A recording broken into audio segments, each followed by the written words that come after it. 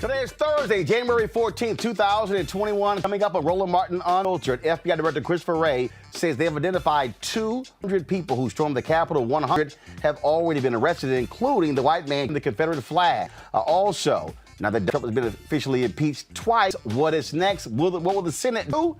And the Stop organizer says he had help from 3 Republican congressmen. We'll tell you who they are, and Democrats say they should be held accountable. Also, Speaker Nancy Pelosi says Republicans don't want to walk through the metal detectors. You're going to get fined. The money's going to come out of your salary. Yeah, their little attitude.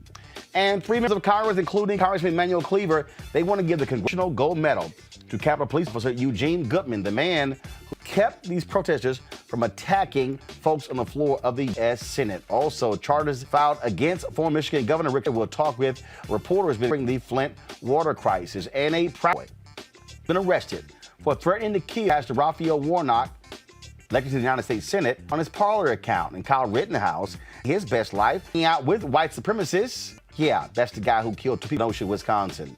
And in Houston, shocking a number of people. Pastor John Caldwell, who largest Methodist church in the country, sentenced to 6 years in prison for his involvement in a multi-million-dollar fraud scheme. Folks, it is time to bring the funk on Roland Martin Unfiltered. Let's go. He's got it. Whatever the biz, he's on it. Whatever it is, he's got the scoop, the fact, the find. And when it breaks, he's right on time and it's rolling. Best believe he's knowing. Putting it down from sports to news to politics. With entertainment just for kicks, he's rolling. It's on go, y'all. It's Roland Martin, yeah. Rolling with Roland now. He's funk, he's fresh, he's real, the best, you know he's Roland Martin now.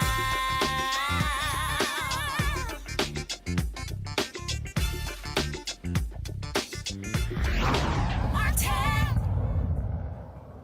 The fallout continues over white supremacists attacking the U.S. Capitol. FBI Director Wray says they had 200 people who were involved in the attack on the Capitol. 100 have been arrested. They have been fanning out all across the country, arresting these folks. They've also been losing their jobs, some getting fired. This is all as a result of Trump inciting that insurrection, citing that the reason he was impeached for a second time. But you know what? There are those people who are still defending this, who are required to making all of these excuses for what took place. Those folks is, guess what? Y'all are Franklin, call, pastor, son of Billy Graham. Well, check this out. He sent it out a couple of hours ago, which shows you how Franklin Graham doesn't really give a damn about Christianity, doesn't damn about any of these things. All he cares about is Republicans. So y'all, here's that, and I'm pulling now. This is what he tweeted out. Shame on the 10 Republicans who went with Speaker Pelosi and the House Democrats in impeaching President Trump yesterday. All done for our country. Would turn your back and betray what went yesterday only furthered the nation. Frank, I'm not going to call you Reverend. Frankly, you embarrass those who are actually ministers. Just like you never saw me calling Trump president. I have been telling y'all about evangelicals. I have been telling you about these white conservative evangelicals who don't care about the Bible, who don't care about reality, who don't care about character. 5 people died as a result of this insurrection. 5. One of them, a Capitol Hill police officer. And in the eyes of Franklin Graham, how dare you? How dare you impeach on Trump for inciting an insurrection? But here's the thing that Franklin Graham also didn't admit to. Y'all do realize that this has been the most partisan in American history. In the 3 impeachments, you never had 10 members of the president's party agreeing to impeach in the Oval Office. But in this case, they did. And those 10 Republicans were very clear that Donald Trump was guilty of inciting an insurrection. But Donald Trump's base are these white conservative evangelicals. These are the people who are called pro-life. The people who claim Jesus, but they won't call out what actually happened. They won't call it What it is, they won't hold the person accountable who actually did it. I read for you the statement released by the head ethics group for the Southern Baptist Committee. He was very clear. Moore was very clear about what took place. But Franklin Graham and those of his ilk, they will do anything to protect Donald Trump, even if it meant people dying. Y'all need to understand that is what we're dealing with in this country. Joining me right now, we're Black Women Views. Eric Wilson, host, Savage Politics Podcast. Dr. Greg Carr, chair, Department of African Studies at Howard University. Greg, I have been warning folks consistently about white conservative evangelicals, the individuals who are about the slaveholder religion. Franklin Graham consistently questioned the faith of President Barack Obama, but he has consistently defended Donald Trump, even saying, no, don't get focused about the affairs and all of those different things and cheating on his wife and sleeping with the porn stars. We didn't focus on those things. All we've heard for the last 40 years from the moral majority, Jerry Falwell, from Pat Robertson, and all of these people, morality and character, all of these things matter. And here we are, where a man stood on the mall, told these people to go down to the Capitol, and that led to a riot. It led to them storming the U.S. Capitol. It led to his own vice president having to be whisked away to the basement, protecting his life, and Franklin Graham and his ilk still won't be critical of Donald Trump. They are showing us who they are, and they are who we always said they were. That's true, brother. In fact, in the last week, we have seen perhaps finally the breaking of this country. In order for something to be born, something has to die. You know, when we were all young, I'm sure you remember this growing up in the South, Roland. When we go to Vacation Bible School, they had a song, "Oh, How I Love Jesus," because he first loved me. That's all Franklin Graham is doing. This is transactional religion. He loves Jesus as long as the Jesus he loves can be the one he made up to love him. Their Jesus is a bomb-dropping, Muslim-killing, bleached, blonde, white, blue-eyed, kill everything moving. And so he's being true to his religion. And the problem that Franklin Graham has now, having doubled down, and it's the same problem that those hundreds of, almost 200, that is, Republicans who did not vote for impeachment, yes, they have. They can't let go of their Snow White tar baby now. You got to ride with this. And because of what your cousins did last Wednesday, there ain't no gray area. You got to pick sides. So good luck, Frank. Roll with it, baby. Did you say Snow White tar baby? Snow White tar baby. Let's just mix up the color. So tar ain't got to be like. Okay, I just wanted to make sure I heard that right. Yes, ma'am. The thing here, Erica, and why all this is important.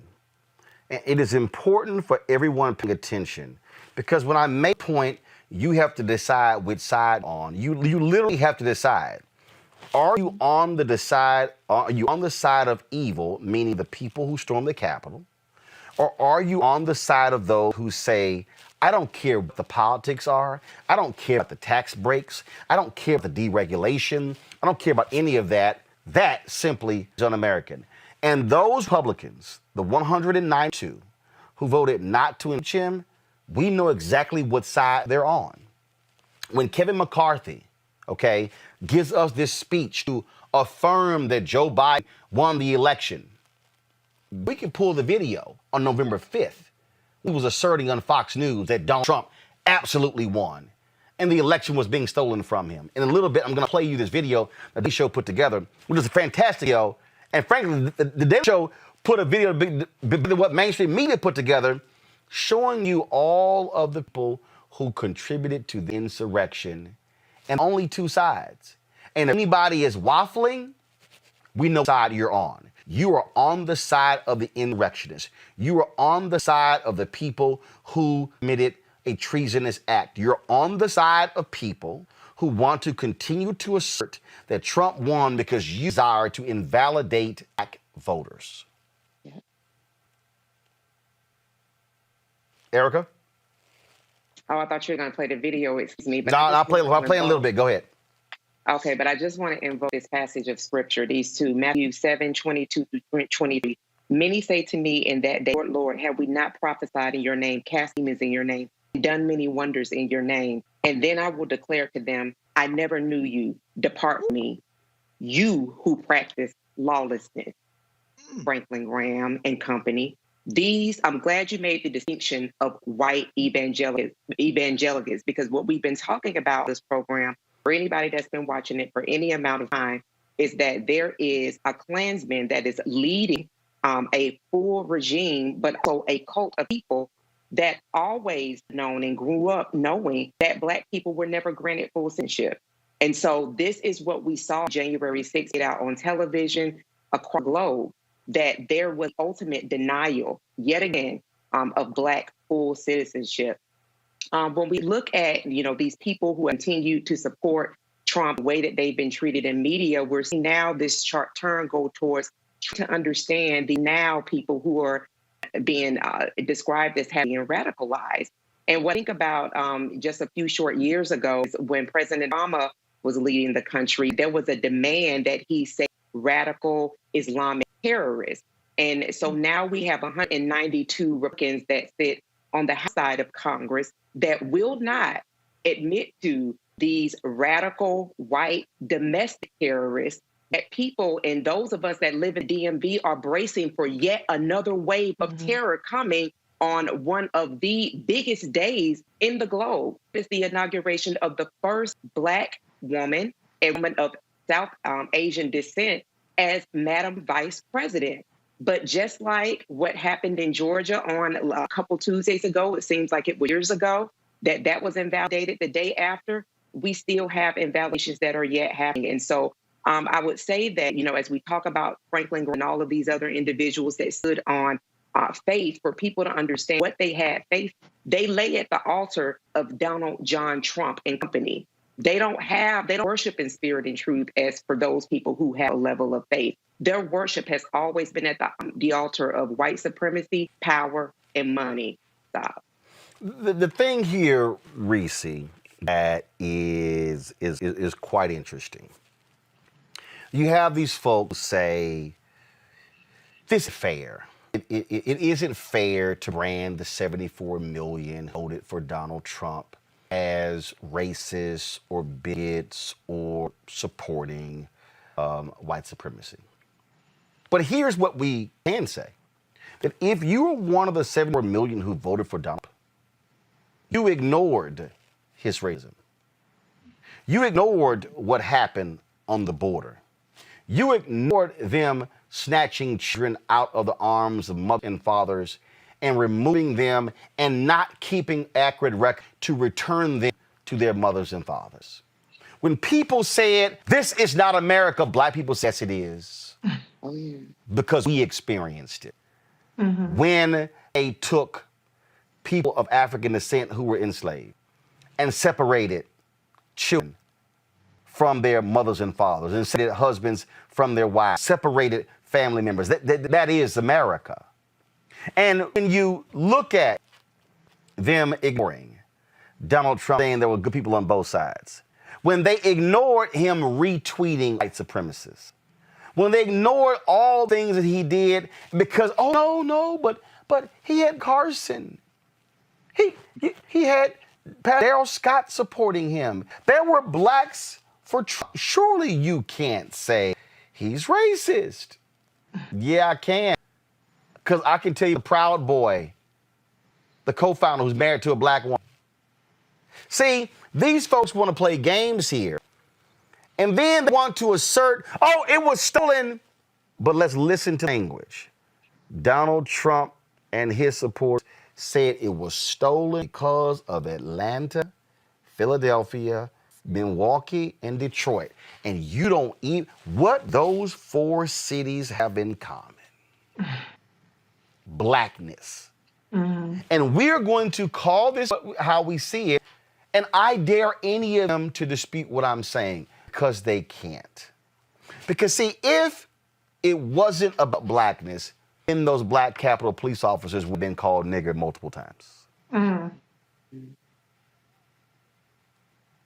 That is what we're dealing with, Reese. We are dealing with white domestic terrorists in America. And I would like to point out, first of all, white supremacy is the greatest threat to our national security, and that's to everybody's security. It's always been a threat to Black people. That's our status quo. So we've at least evolved, and we've grown accustomed to how to cope with that. We know when to stay the hell at home. We know how to operate in certain spaces and who to cross the street for or who to get ready to throw hands with. We already have all those coping mechanisms and survival strategies. White folks are the one that's getting caught off guard by all this stuff, okay? So when you look at Kyle Rittenhouse, the 2 people that he murdered were white people. Okay, so you're not even exempt from white supremacy and the violence from these white domestic terrorists if you are white. Now, this is not just a capital problem, a U.S. capital problem. This is permeating throughout the entire country, where you have Christopher Wray, who needs to be fired, and we'll talk about that later, who is warning police officers across the country to not be stingy with intel and not assume that they know about all of these domestic terror plots. My sister, who's in Georgia, is saying that they're on alert down there for an attack on the Georgia Capitol State House on Inauguration Day. And so what we have is an issue where white supremacy has really broken out, and it's out of control in a way that harms everybody, not just Black people, not just people of color, but everybody. And so the white folks, you need to get your brethren, you need to get your sister in check. I'm encouraged by these people that's turning in their moms, their daddies, their aunties, their exes, they whoever's daughters, all them, turn them all in, because they're a threat to you just as much as they're a threat to us. Mm-hmm. Mm-hmm. The thing here, again, as examine this and all the things that have happened after this, Greg, to listen to all of a sudden the call for unity. Let's come together as a nation. I have to remind people that one of the greatest mistakes after the Civil War was to allow those white bigots who plantations to announce the Confederacy and hand them back their plantations. Mm-hmm. See, I find it interesting that after 9 Black people were killed at Emmanuel AME in Boston, South Carolina, folks kept saying, but why? The forgiveness, the grace, all of those different things. Look at how they are. They're just giving, oh my goodness. Mm-hmm. But the people who were attacking the Capitol, they couldn't let go of the election. They couldn't let go.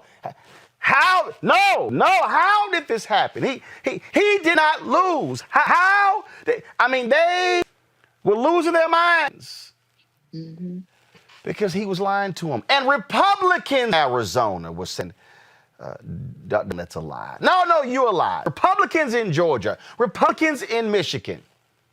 A Republican election had to come out and say, no, Ronna McDaniel, head of the Republican National Convention, you are a lie. And what did the Republican Party do? They re-elected Ronna McDaniel as GOP chair. The Republican Party has decided, and this has been the case for a very long time, that the only way they can move forward, Greg, is if there is a full embrace of white nationalism. They are not a party that is a welcoming party and a big tent to Black people. It is not welcoming to Latinos. And they may tout, but look at the person who voted for Trump. You can say whatever you want to say. We saw hatred on the mall. We saw pure viciousness. And what we saw were the individuals who are the children and the grandchildren of the great-grandchildren of people who gathered in America to celebrate lynchings, who got dressed up, who took photos with bodies hanging from trees that were burned and charred.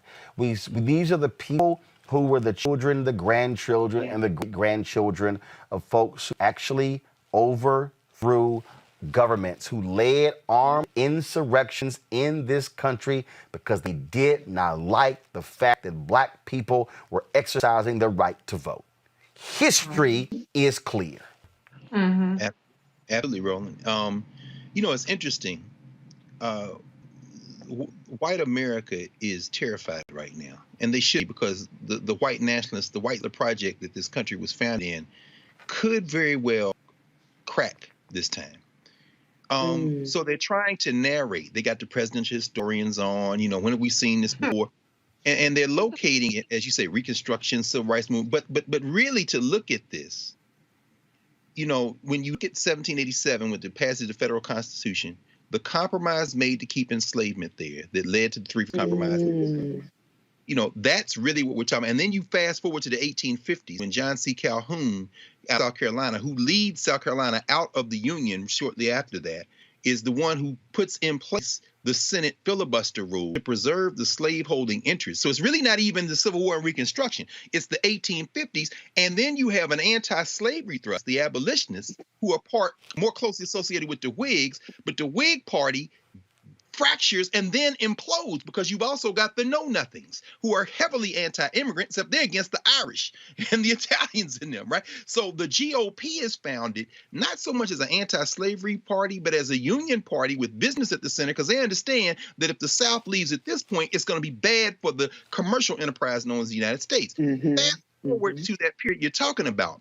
Andrew Johnson, who gets impeached, is the one who forces the issue, because those Union generals in the South, Rufus Saxton and them in South Carolina, they're like, get his land to the Africans. But Johnson is a white supremacist. So he is able to rally those forces, but that triggers radical Reconstruction, which is that little period, not even of 10 years really, but about 4 or 5 years, when black people are in state legislatures who are doing this kind of thing. And what do we see?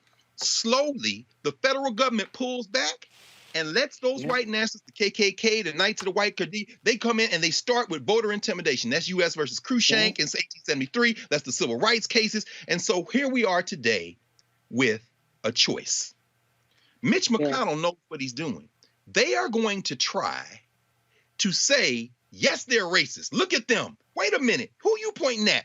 That hillbilly horde that was in the Capitol. Those are the racists. Nah, Chief. And the challenge for the Democrats now will be not reaching across the aisle, not healing. Joe Biden is supposed to announce something tonight, I guess almost $2 trillion plan. The challenge now is to take out these white nationalists like a tackling dummy, unless you should listen to Cori Bush on the floor yesterday for 30 seconds. She did more in 30 seconds than most of them have done their whole careers.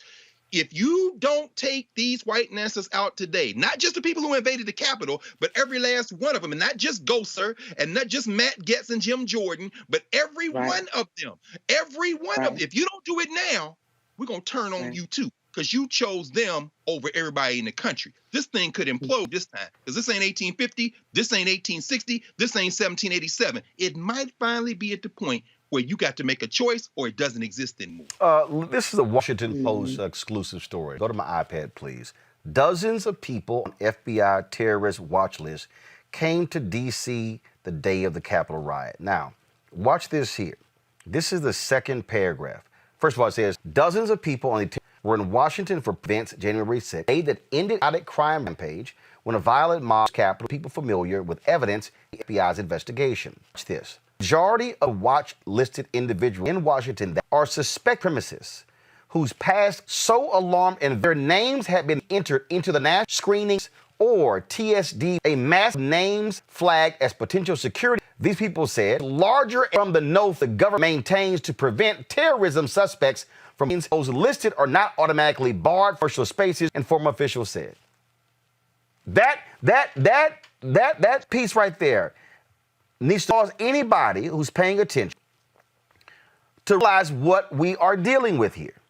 We're not dealing with just, everything is nice, wonderful, let's all get along. And here's this story here. BuzzFeed. At 28 off-duty law officers joined Trump in Washington, D.C. to call for the election to be overturned. A lot of these officers with him, cops said. Saying on this show for the very longest, my previous show on TV One, that according to the SPLC, the Public Law Center, they have talked about how white supremacists have been specifically infiltrating police departments and the military across the country. We're seeing how all of these things, again, are moving and coming together. For the people, again, who don't want to understand how all of these things are connected, how all of these are connected. What's here? AP. A crackdown on misinformation and rhetoric on Facebook, Twitter, and other social platforms could some of President Donald Trump's supporters to donors of the internet where conspiracies run rampant. Okay, that's one of the AP stories. Watch this here. The FBI is tracking an extensive amount of concerning online chat, including calls for protest ahead of election. DeRay said the FBI is concerned about for violence in Washington at state capitals. Okay, now, why is all of this important again as we connect the dots? This here, the number of National Guard troops being deployed in Washington to assist with security into inauguration has grown 21,000. That number could in law enforcement agencies view the ongoing threats. Erica, you serve in the military. There are more members of the military right now here in the nation's capital than who are in Afghanistan right now. Damn. I'm just thinking about how the whole Department of Homeland Security stood up in response to radical Islamic terrorists. And here we are with a report that had been around since October 2006, authored by FBI, saying that was heavily redacted, but outlining clearly that white supremacists, in fact, as you said, Roland, infiltrated the ranks of police and the military. And then to Reese's point around the should be fired director Chris Wray, the FBI has already said, and it is in the public square, that the number one national security threat for this country is white terrorism. But here's the problem, and we're talking through the social media platforms that have banned, thrown off people all the way too late. We have to think about who are the people that are the owners of those social media platforms. They're white men. So a lot of the problems that we're seeing in our country is really because the people that are leading, the people that own, the people that usher in these types of, allow like these types of conversations to happen are people that look like the very people we're watching on video right now. They're largely white men. But I don't think that we can also leave out the co-laborers in this movement, which would be white women who are definitely architects and coddlers and supporter of white supremacy as well.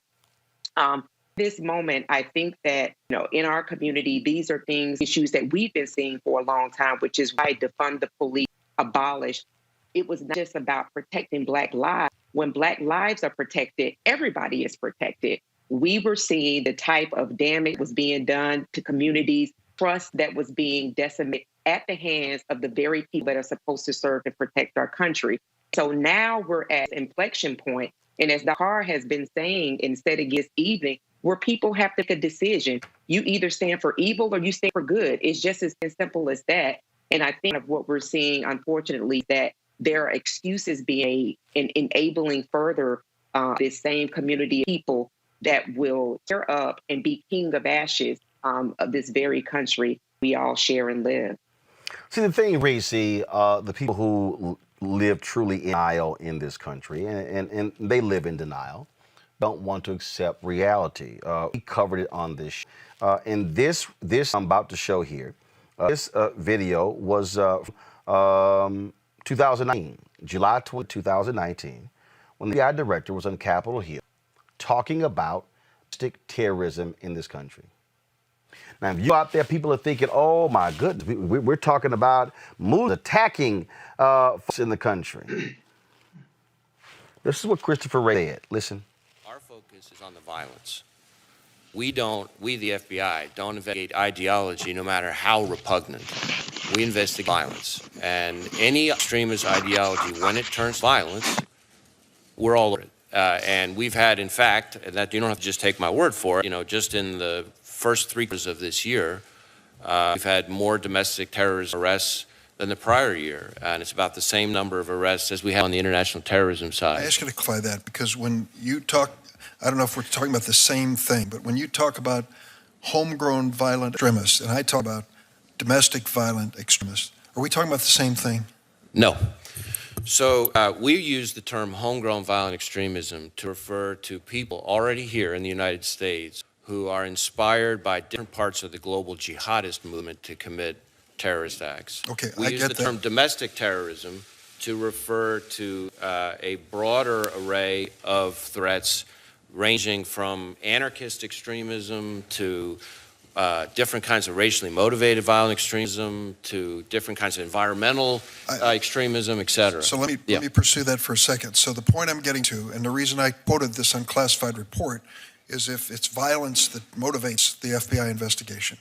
We have here is a statement in this unclassified joint intelligence report that between 2000 and 2016, the white supremacists were responsible for more homicides than any other domestic extremism movement. Now, I see the distinction you're making, homegrown versus domestic. But let me ask you, can you quantify either one of them for us? Well, in terms of number of arrests, we have, through the third quarter of this fiscal year, had about, give or take, 100 arrests in the international terrorism side, which includes the homegrown violent extremism. This year.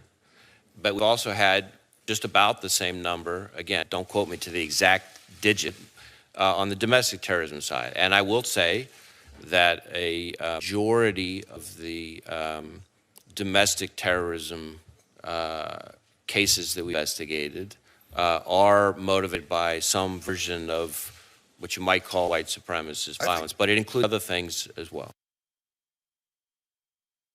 Right there. Okay, guys, let's try a little role play. It's real clear, Reese. It's real clear. What he lays out there. And too many people, especially in main media in this country, want to ignore the reality of white supremacy, the power of white supremacy, and how those very buttons are pushed on Fox News, on Fox Business, on Newsmax, on One America Network, OANN, on Conservative Talk Radio. They are See, the problem is these people think that because we're not seeing burn losses and white hoods that, oh no, that's not what's going on here. No, we know the language of white supremacy. We know what it sounds like. We know the coded words and how it's being used and how they're all about trying to reach a group of people, younger people, largely white men, which I've been talking about, this notion of white minority resistance. That's what we're dealing with. Yeah, I mean, if you look at other issues outside of just terrorism, we saw that hate crime spiked when Donald Trump came into office, but we did not see a proportional response in terms of arrests or prosecutions or convictions in hate crime. So it's no wonder that people felt emboldened to carry out even more grand plans in terms of domestic terrorism because they're getting with it. You know, you cannot tell me there's equal amount of domestic white supremacist terrorism than there is international. So there's no reason why those numbers should be equal. But we see what happens in the case of the Capitol coup, where people are getting charged for misdemeanors, curfew violations, and things like that. If this was black people, they would have charged all these people with sedition and let them try to fight it or plead down. But what we're seeing is very conservative charging. Maybe they've upgraded. I think I remember one case where they've upgraded the charges. But, you know, these folks are emboldened because they have every reason to be. They've been protected. They were able to walk out the Capitol, fly home, drive home. You see these people that are getting arrested at home, or some of them are turning themselves in. And so why the hell not? You know, this is their last stand. And unfortunately, I don't think that they've gotten the message that it's not going to be acceptable. I think the Democrats did a great thing in terms of the impeachment, passing the impeachment in the House. It's going nowhere in the Senate, at least, except for be a pain in the ass in Joe Biden's administration when he takes office. But, you know, everybody got to go home. And the people that are getting arrested, they're getting arrested for some of these more piddly charges.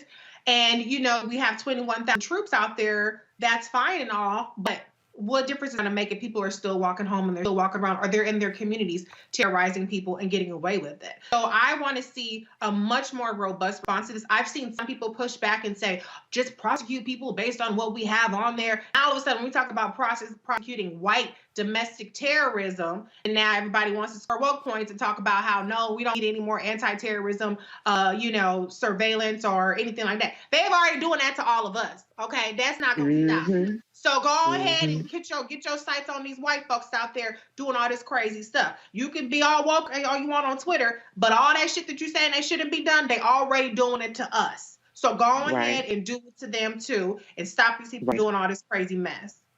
The thing that is crazy here is, again, watching how these folks are operating and the role that media plays. This was put together by the folks at The Daily Show. It's devastating to listen to all being back. Watch this. General George Washington's soldiers were freezing cold, fighting for independence against tyranny, domination, and control. It was their moment to stand up and fight for freedom. To many, January 6th is such a moment. The battle for the White House is now a full-fledged struggle for the survival of this constitutional republic. We, the people, are in control of the United States, and we will take our rights back. 74 million Americans are not going to shut up. This is about taking a stand where you can take a stand. We need to fight back. We win because of our ideas. We lose elections because they cheat us. We're going to keep fighting until every illegal vote is thrown out. They rigged the election in front of all of us, and nobody did anything about it. Call your congressman and feel free. You can lightly threaten them. If you don't start supporting election integrity, I'm coming after you. Madison Cawthorn's coming after you. Everybody's coming after you. We're not timid folk. We're people who understand when there's a challenge in front of us, we rise to the challenge. We fight, finish, keep. It is time to stand and fight. The swamp isn't truly drained until we've nailed the hides of the alligators to the wall. We need to fight back. We need to strike at the heart of their power. We need to show that the next revolution is just getting started. The ruling would be that you got to go to the streets and be as violent as Antifa and BLM. Will we stand up for freedom as Samuel Adams and his fellow patriots did? If we don't fight on January 6th on the floor of the Senate and the House, that is the joint meeting of Congress, on these electors, we're done. It's time for everybody to stand up and be heard. President Trump won this election, so everyone who's listening, do not be quiet. We cannot allow this to happen before our very eyes. Liberty-loving patriots that will not let them steal this election. We have to fight this out for the American people. This is our 1776 moment. Get it right. They stole it. We need to take it back for the people. It's time for conservatives to show that backbone. Republicans, grow a backbone and fight. We are in this fight to the bitter end. We are going to take our country back. We need to march on the Capitol today, and we need to stand up for this country. We're fighting for the future of this country. We're going to keep fighting. I implore you to keep fighting too. Freedom isn't cheap, but you know what? Imagine this, that you get to go back home once we conquer the hill. Patriots here ready to fight, certainly have the back of the president. If you're going to be the zero and not the hero, we're coming for you, and we're going to have a good time doing it. Don't be suppressed. Don't be put in your corner. We will not go quietly into the night. We will defend liberty. Today is the day American patriots start taking down names and kicking ass. Let's have trial by combat. They're not taking this White House. We're going to fight like hell, I'll tell you right now. We're going to the Capitol. You'll never take back our country with weakness. You have to show strength, and we're going to have to fight much harder. We fight like hell, and if you don't fight like hell, you're not going to have a country anymore.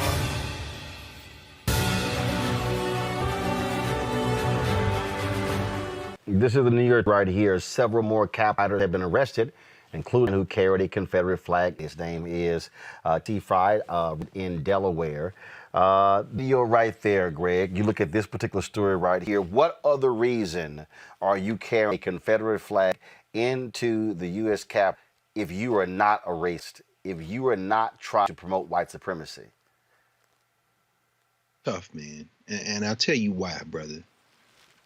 And this is another reason why, whatever else y'all watch on daily, y'all need to watch this show right here. This is the only news show having this conversation any background anywhere. Yeah. I say it's tough because as I'm watching that video, I'm thinking about the backgrounds. Giuliani, Italian, Trump's people like Germany. And see, and if Ray and the FBI are going to make a distinction between homegrown and domestic, Okay, fine. Let's take that as your distinction. The reason they make that distinction is because when they say domestic, they are talking in the language of white American nationalism. So they can put white supremacists with them. And this is something, so Trump's, the Giuliani, the people who come from other places, when they come here, they cut ties with the places they came from. The immigration piece, which Stephen Miller been real quiet. His people are Jewish. Once you come here, there's a wall that goes up, and now you're an American. But American means white, you see. Now, when you start talking about homegrown, you then say these are the people who came up here but who have been influenced by stuff overseas. Here's the problem, Chris, that you have, man. The white supremacist logic is an international logic. So the books that are being read, whether it be the what's that guy named Jean Raspail wrote many years ago back in the 70s, what was it called? The Camp Saints. This is an international white supremacist document that you read here in the United States. Remember 1995, the McVeigh, the Turner dies. Remember in other words, they have a fantasy about a white global supremacy. This is Steve Bannon. This is Stephen Miller. Right. So I'm saying when I say this is tough, that Confederate flag, which is I think the third flag Confederacy came up with. They came up with the flag we saw in the Capitol last week because in one of the battles in Northern Virginia, right across from where their studio is, right across from where your studio is, Roland, the Union Army could not determine between the American flag and the Confederate flag because they both had stars and stripes. So PTG Beauregard, yes, that same Beauregard that Jeff Beauregard Sessions is named for, met in Fairfax. Now, as you know, DMV, Fairfax, right across the street from DC, and said, we got to come up with another flag that represents our country. Now, people say, well, that's racism. They're in the Capitol. No. This is literally domestic white nationalism, which this country will not abandon because it is the cultural logic that holds it together. The same logic that has the Confederate flag there, because they thought in the Confederacy they were preserving the actual idea and spirit of 1776, which we just saw there, is the same logic that has the FBI say white nationalism goes on the domestic side as opposed to the homegrown side. That's the Muslims. I'm a Muslim. I'm in the Nation of Islam. I've never been, but you could have been influenced by Islam. The reason it's tough to tear all these things apart is because until whiteness gives up the idea that it is the cultural logic of this project, everything else they try to do is just going to force them to make choice. Your whiteness or your life. The demographics have changed now, and you can't keep this charade up. No, those people are patriots that we saw in that montage, in their mind. And guess what? Also in the mind of anybody who wants to talk about healing. The thing here, folks, why we are laying this thing all out, because if you watch this show, you'll realize this is not a new topic to us.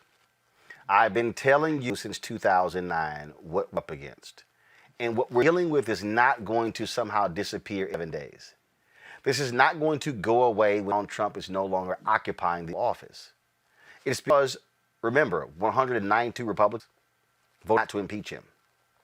Listen to the language of Ted Cruz and Josh Hawley and others. They are speaking directly to these very people. Remember, white supremacy, just because it might have a suit on as opposed to a manhood, does not mean somehow it's different. It's simply more sophisticated. That's what you're seeing. The video from the Daily Show put together, all people lying about the election, it's all based upon lies. Lindsey Graham is still lying. Oh, the only way they can win is cheat. That's how Brian Kemp won. Voter suppression is cheating. You now all of a sudden you set with absentee balloting. Yep, you cheat. That's what's going on. Now in Georgia, now actually want to try to put a voter ID with absentee ballot. Folks, they have been lying about elect fraud over and over and over. And here's the deal. If any of you actually read a history book, you would realize that every time black people voted, do you know what happened when we won? They would yell fraud. Come, brother. Y'all, facts don't lie. That's right. See, the real thing that we're now contending with is that we have a nation of people who simply don't read shit. We have a nation of people who don't know a damn thing about American history. Teach Roland. They know nothing. They know nothing. I was corresponding with my buddy Lindsay at ABC. And I heard the video that I did on ABC this where I talked about Republicans aligning with white supremacy. I laid it out. I say this is what they've done. Check, yeah, I want to, so remember this video that rocked about it that people didn't get. February 20, 2016. Watch this. This is their problem. They invited evil in, and now evil is taking over. Okay, 2009, the night of Obama's inauguration, we will stop him at every turn. They love the Tea Party anger. They took advantage of it in 10 and 12 and 14. They always said, we can control it. We can harness it. Now, all of a sudden, Trump is taking advantage of it. He led the whole birther deal. The Republican establishment at some point has to say, you know what? We played with fire, and now it's about to consume us. They have to accept some blame. The Republican establishment never played with. You heard Sarah Fager. The Republican establishment never played with fire. Can y'all please play some of the video from Wednesday? See, this was 5 years ago. No. I told y'all. See, this is playing with fire. This right here, this is called fire. See? And see, if these mainstream networks would have let black folks actually hire more of us, especially those of us who, frankly, are more radical. Those of us who, and see, y'all, what y'all call radical, we simply call truth tellers. Then maybe if folks had been hearing what I said for 5 years on a consistent basis, you would see more of this. Well, I was so glad to see the other day when ABC had their impeachment coverage. My girl Lindsay Davis sent me this, and I told her, I said, you killed it, and I'm glad you did. Listen to how she breaks it down. See, again, this is what happens when black folk are on national television and we are bringing our black identity, our understanding of history to the table. Lynn, go ahead and break it down. The president was calling the impeachment proceedings against him hoax. And as it's been stated now, some members of his own party are saying that they will vote to impeach him. And while a lot is being made about the historical context and aspect of this with regard to the president potentially being the first ever in American history to be impeached twice, we really have to think about the historical behavior that led and contributed to this when you talk about the idea of these angry white mobs who have tried or successfully overthrown government and burned buildings and murdered people and seized state houses. This happened in 1876 in New Orleans. It happened 2 months later in Alabama. It happened in 1898 in Wilmington, North Carolina, and again in 1906 in Atlanta. So while many lawmakers today are deciding if impeachment is the right remedy for this acute situation that played out last week at the Capitol, you know, many Americans are wondering, when are we finally going to tackle and confront the chronic illness that ails this country, which is the original sin of this country, of racism, and shock that history will continue to repeat itself. Is being confronted today. That is the analysis that needs to be on mainstream television every single day, Erica. Yeah, or they could just, have Roland Martin insert on every multi-letter network channel. Come on. Here's the thing.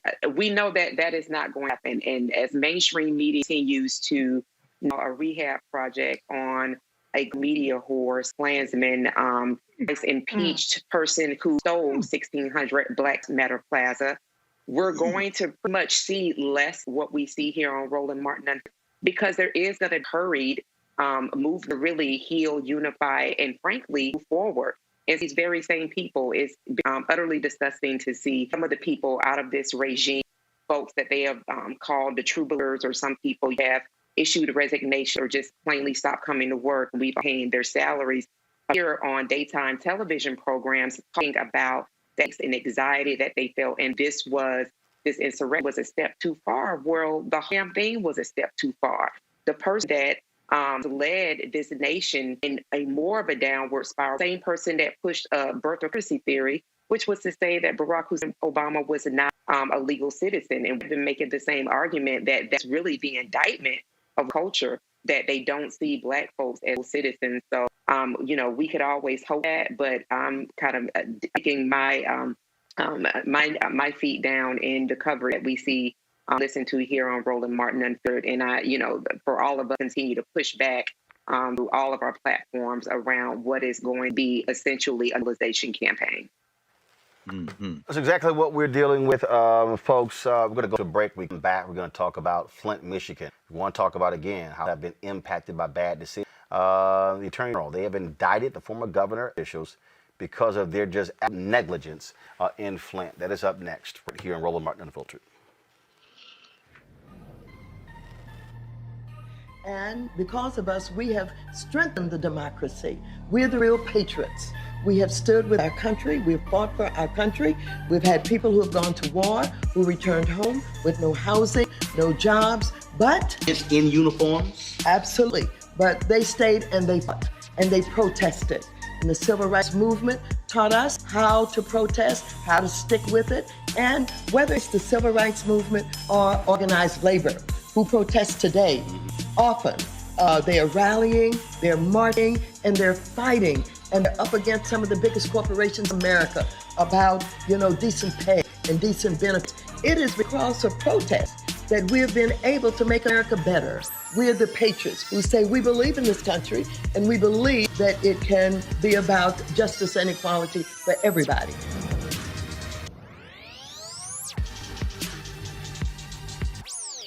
I have said the incursion of the U.S. Capitol struck at the very heart of our republic. We're going to walk down to the Capitol because you'll never take back our country with weakness. You are right, you murdered, you coward! I unequivocally condemn the violence. If you don't fight like hell, you're not going to have a country anymore. Making America great again has always been about defending the rule of law. The president, sources say, initially rebuffed bringing in the National Guard. We were repeatedly being told by the National Guard at the national level that we did not have authorization. Supporting the men and women of law enforcement. The Capitol police officer died of injuries from the attack. A second U.S. Capitol police officer who responded to the Capitol riots last week has died. We have seen too many riots, too many mobs, too many acts of intimidation. I want to find 11,780 votes. Today I am calling on all Americans to overcome the passions of the moment and join together as one American people. All of us here today do not want to see our election victory stolen by emboldened radical left Democrats, which is what doing. To be the first African American to become the Secretary of Defense, if confirmed, is an enormous honor and a privilege. But it's not the first time that I've been the first. Back when I was a lieutenant colonel, I was selected to be the operations officer for the 82nd Airborne Division. An African American had never held that position before. And later on, I would become the first African American to command an infantry division in combat. And subsequent to that, I was the first African American to command an Army Corps in combat. The first African American to be the Vice Chief of the Army. The first African American to be the CENTCOM commander. It's hard to believe, but it's true. There is kind of commentary here is, it shouldn't have taken this long for us to get here. It should have been someone that preceded me. And I am enormously grateful for the service and the sacrifices of those that went before me. The Tuskegee Airmen, the Montfort Point Marines, the folks who served in World War I and World War II, who performed with distinction. And it's on their shoulders that I stand here today. My goal is to not be the last. Hopefully we can set those conditions in place that ensure that I'm not the last Corps commander to command in combat or the last CENTCOM commander, and certainly not the last African-American Secretary of Defense. Former Michigan Governor Rick Snyder has been charged in the Flint water crisis that led to the mare's disease outbreak that killed 12 people. The former governor pled guilty this morning on 2 counts of willful neglect of duty His bond was set at $10,000. If convicted, he faces up to a year in prison and has to pay a $1,000 fine. Now, Nick Lyon, Michigan's former health director, also pleaded not guilty to involuntary manslaughter charges in connection to the deaths caused by the Legionnaire's disease outbreak. This move to charge Snyder and other officials for their role in the Flint water crisis comes after years-long investigations. Joining me with details from this story that his investigation started is Jordan Sheridan, reporter and CEO of Status Quo. Jordan, this is one of those stories that you have stayed on, and again, Snyder's folks tried to say, well, no, it was the folks Flint. It was the mayor, Karen Weaver. They were all those who were making these bad decisions. The reality is, they knew what was going on and they failed to act. Yeah, this is about going on 7 years, the water crisis. So this is what a lot of Flint residents want, was justice. But, a lot of residents I spoke with are not particularly overjoyed that Governor Snyder facing just a misdemeanor charge, particularly in light of sorting I just broke, that the original prosecution team had found evidence to charge him with misconduct in office and were building a case towards involuntary manslaughter. Those investigators were dismissed in 2019, and this new investigation by Attorney General Dana Nessel announced that they are only charging him with a misdemeanor willful collective duty. And that is not welcome to a lot of people in Flint who felt that he should be charged in that.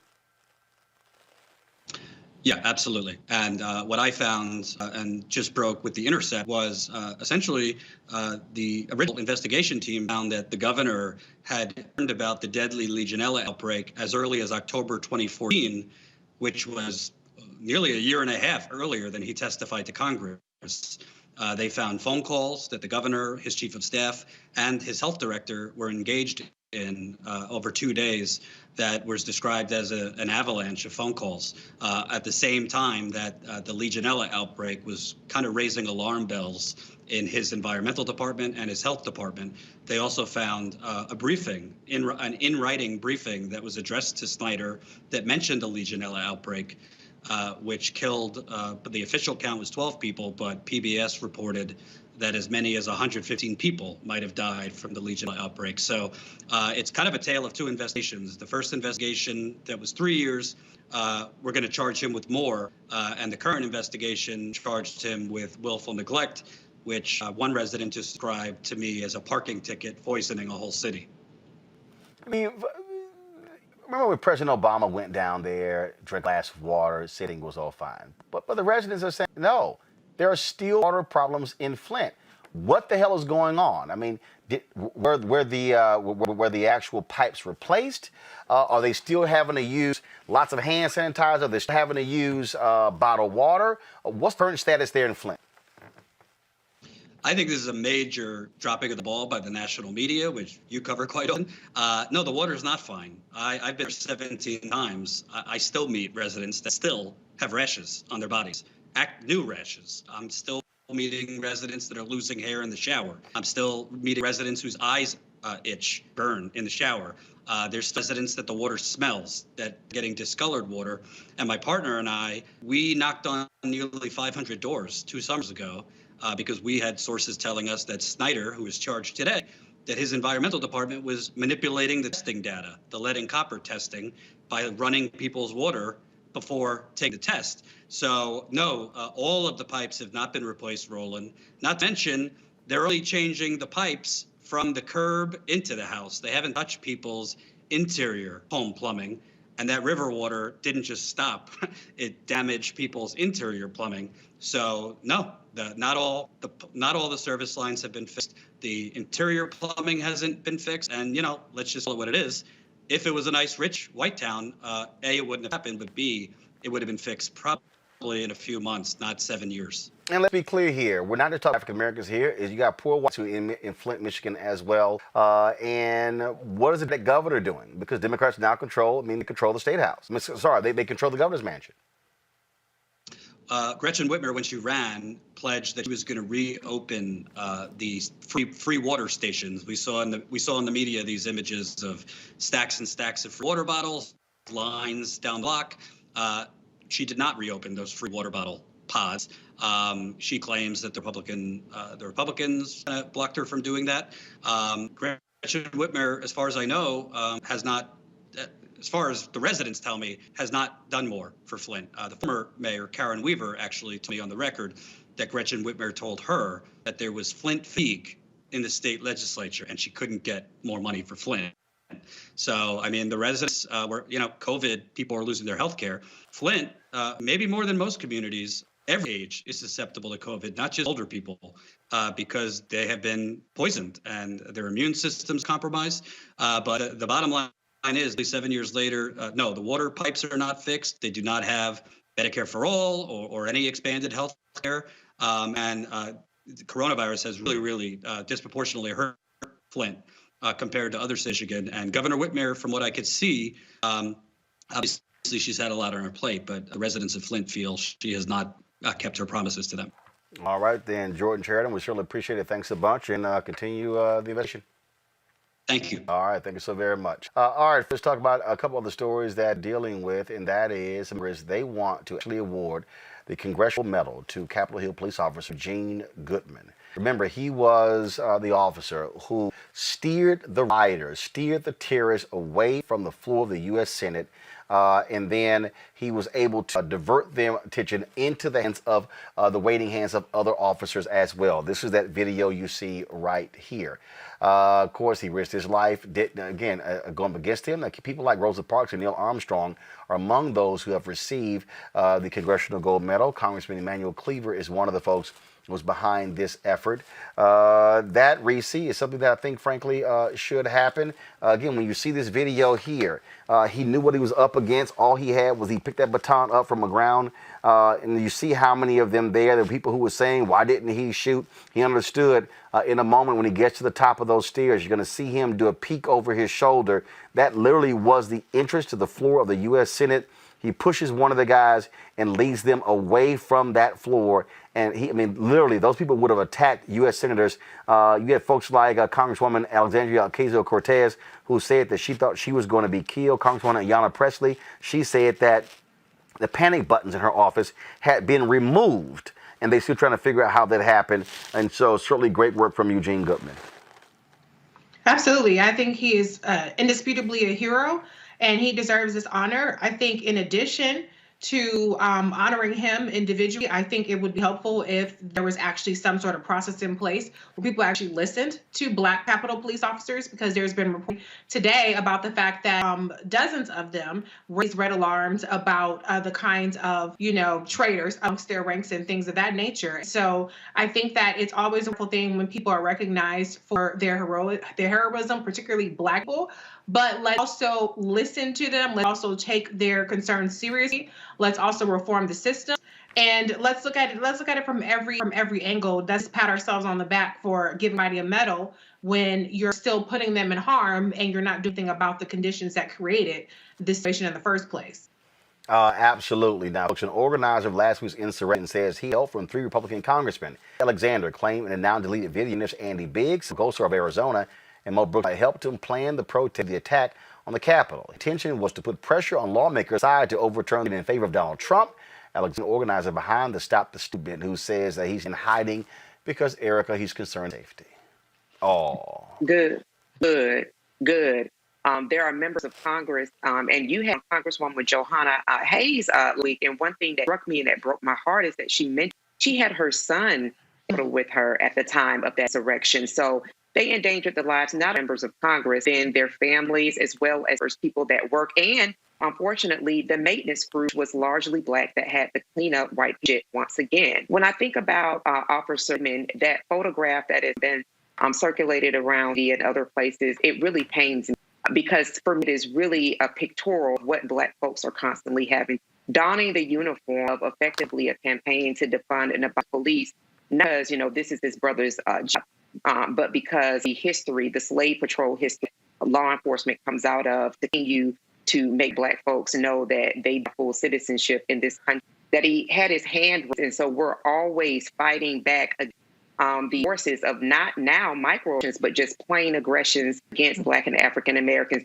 When he had his hand on his weapon, we always have to be able to switch code. Reference that earlier in the show. We always kind of know how to move and maneuver through different situations. And then look, stance that he took with his feet. It just makes me about how we have to have our feet firmly planted on this soil, another place to give us some level of spiritual strength. And so this is the day of the Georgia election where Black voters turned out an incredible number to make sure that there was power in it on behalf of Democrats. You then have the second largest group of folks within the Democratic Party, that's Black men, who brought in the win victory for this income administration. And what Black folks are always having to do, we're always have to wrestle between so many worlds. So I just advise people, you have a legislative alert, HR 305, if that 192 of folks that represent other people in Congress, to see if that is going to move forward, and that we, this good man, interesting, his last name is, and who also served this country as domestic and foreign terrorist, in fact, be awarded that most important medal. Speaker Nancy Pelosi, she announced yesterday that running on January 21st, the House will vote on a rule that mandates fines for members who pass metal detectors when entering the House chamber. Fine for the first offense, $5,000, and the second, $1,000. Fines will be deducted from their salaries.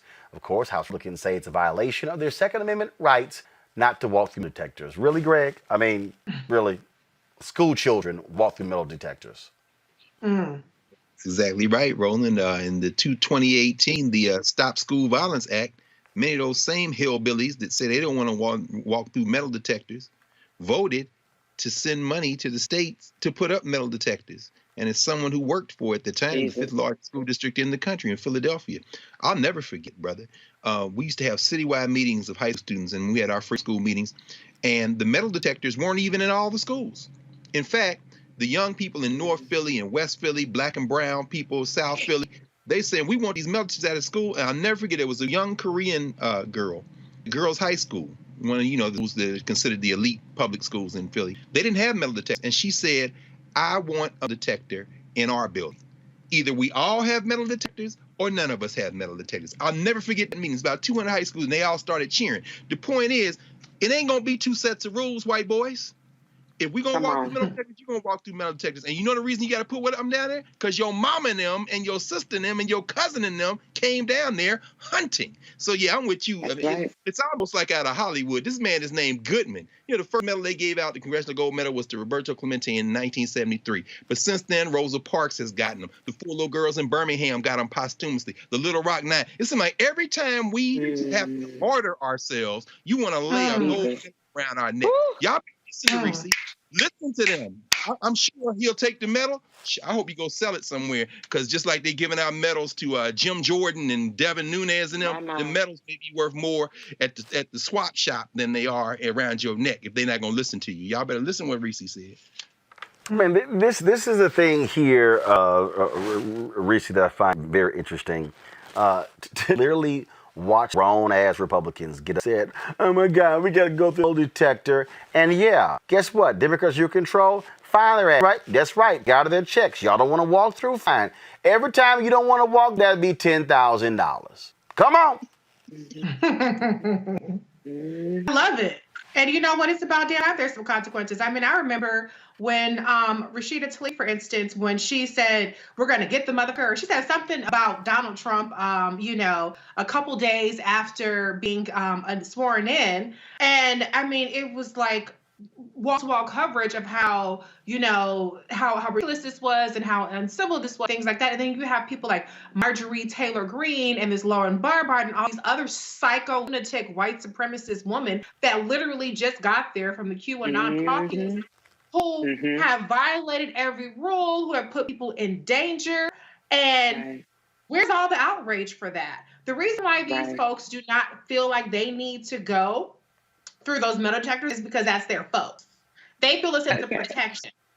And the other people that don't, the white folks that are on that side, they know better. Okay, hold on, I don't trust you. I'm looking over my shoulder. Ayanna Pressley said it, but if I have to choose between being in here with these, I don't remember the exact words, but basically with these crazy ass white folks in Congress, or take my chances with the violent people out there, then like I said, we're going to have to throw hands. I'm going to have to take my chances because you have to look over your shoulder. So I don't understand how these people can even function, okay? I don't understand you can function knowing that your crazy-ass coworker has a gun. I wouldn't want to, if you got guns at my office, I'm not going into that office. You have to handle that situation. So it's about time that she does this. I don't know what these people have to do to be expelled. Why do you have an expulsion if you're not going to use it on somebody who is tweeting the location of the speaker, doing a terrorist attack on the Congress? What more does it take when you walk through metal detectors? You say, okay, fine, I'm going to walk around them. I'll just walk through them. Get these people the hell out. They just got there. Get them the hell on out. And that's where you have to, Dr. Carr says it all the time, Erica says it all the time, everybody says it. You cannot negotiate with these people. You cannot treat them as peers. You cannot treat them as reasonable people. You have to break their backs. $5,000. They're not rich people. These new ones that, you know, Ooh, child. 2 steps out the trailer park. 2 steps out the trailer park. They're not rich people. So maybe money, because violence doesn't work. So maybe money will work. But if that don't work, get them the hell on out of here. I don't know how much more they have to give for these people to do something about these lunatics, because they're not there to be productive. They're there to be chaos agents and insider agents, giving people tours and letting them all in. And they got their weapons. All they got to do is take their weapon off and leave it in a certain, corridor and be like, okay, this is where you get it. I wouldn't trust you. I would not trust you. Absolutely. Roland, you remember when, what was that Kennedy that got and crashed his car, Capitol Hill, and the Capitol Police they took him in the car and took him home. It was Patrick, I forget which one, but I remember it was maybe around 2005, 2006, when Cynthia McKinney came into the Longworth building, the Capitol Police didn't have her pen on. They said, we don't know whether you in Congress or not, and laid hands on her. I just remember people saying, so when they want to Reese's point, if they treat who they think is their family very different. But they literally took Cynthia McKinney, an elected member of Congress, would not let her in the building and put their hands on this black woman. So I'm like, that's why they think they don't have to walk through metal detectors, because they are all part of the same gang. Absolutely. And it's the same reason, Dr. Carr, to Reese's point, how Lauren Blotbart was just in a standoff with Capitol Police because she refused to be purged. This is the GED member of Congress that just got in, as Reese said, from the trailer park to the halls of Congress, who is acting up. She is a part of this caucus that Reese rightly said is this insurrection caucus. They have no powers. They're acting on the orders of people that really are akin to their own likeness and their kindness, that have the same mindset. So absolutely, I would love to really see some more movement on expulsion as well, because if your colleague set you up, you in bad shape, boo. In bad shape. Folks, hold 1 second. Of course, Joe Biden is speaking right now regarding his plan for rescuing the country when it's cold. Let's go live to him as we speak. Behind, with unrelenting grief and guilt, anger and frustration, and the emptiness felt by the loss of life is compounded by the loss of our way of life. During this pandemic, millions of Americans, through no fault of their own, have lost the dignity and respect that comes with a job and a paycheck. Millions of Americans never thought they'd be out of work. Many of them never even envisioned the idea. They're facing eviction, waiting hours in their cars to feed their families as they drive up to a food bank. Millions have kept their jobs, have seen their hours and paychecks reduced, barely hanging on as well. That's happening today in the United States of America. Just as in the midst of the dark winter of this pandemic, as cases, hospitalizations, and deaths spike record levels, there is real pain overwhelming the real economy. One where people rely on paychecks, not investments, for their bills and meals and their children's needs. You won't see this pain if you score your scorecard as things are going on Wall Street. But you will see it very clearly if you examine what the twin crises of a pandemic and this sinking economy have laid bare. the growing divide between those few people at the very top who are doing quite well in this economy and the rest of America. Just since this pandemic began, the wealth of the top 1% of the nation has grown roughly $1.5 trillion since the end of last year, 4 times the amount for the entire bottom 50% of American wage earners. Some 18 million Americans are still relying on unemployment insurance.